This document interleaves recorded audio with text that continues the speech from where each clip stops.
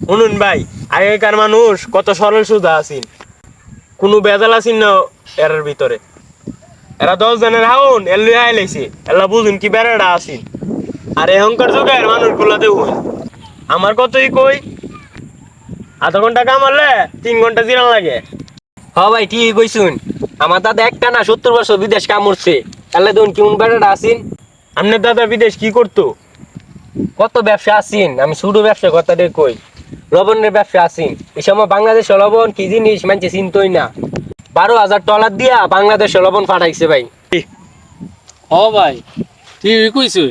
এই কথাটা আমার দাদা আমার কইয়া গেছে। হ্যাঁ, এই তো মনে করুন আগেকার মানুষ না, একজনের কথা আরেকজনের সবসময় শুনছে। তা আমার দাদা তো মনে করুন বেড়ার মতো বেড়া আছি, 2-3 জনে বেড় পাইছেন। এইগুলা কয়ে গেছেন কথাটা কয়ে গেছেন হইলো আমরা একটা না 40,000 মনি লইয়া 12 বছর পর্যন্ত একটা গাতা করছে, যে গাতার ওখানে বর্তমানে মানুষ ফুসকুনি। এটার মেয়েদা আবার আপনার প্রায় 2-3 লাখ মানুষ লইছে।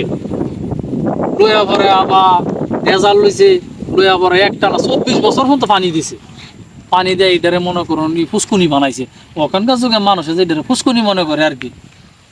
তো এই ফুসকুনির মধ্যে আমার দাদা তো জানতো না, আপনার দাদা যে লবণের জাহাজ যায় সে এই ফুসকুনি ধরবো, যদি জানতো তার কাঠ লইলে এই রাস্তা ভুল করে পরে বুঝি এই ফুসকুনির মধ্যে বুঝি আপনার এই দাদার জাহাজ বুঝে পড়ছে, লবণের জাহাজ।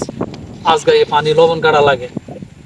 অনেক মানুষ হতে মনে করে লবণ কাটা কেটাইলো আটলান্টিক মহাসাগর।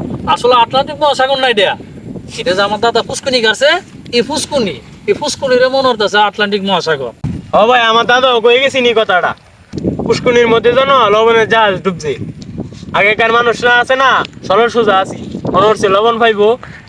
2 মিলিয়ন মানুষ লিয়া পুষ্কুনিটা হিটছে, কিচ্ছু পাইছে না। পরে না পায়া পরে ধান হেত লাগাইছে, ধান কাটিয়া কয়েক রাষ্ট্রের মধ্যে দিছে, তারপরও শেষ করতেছে না।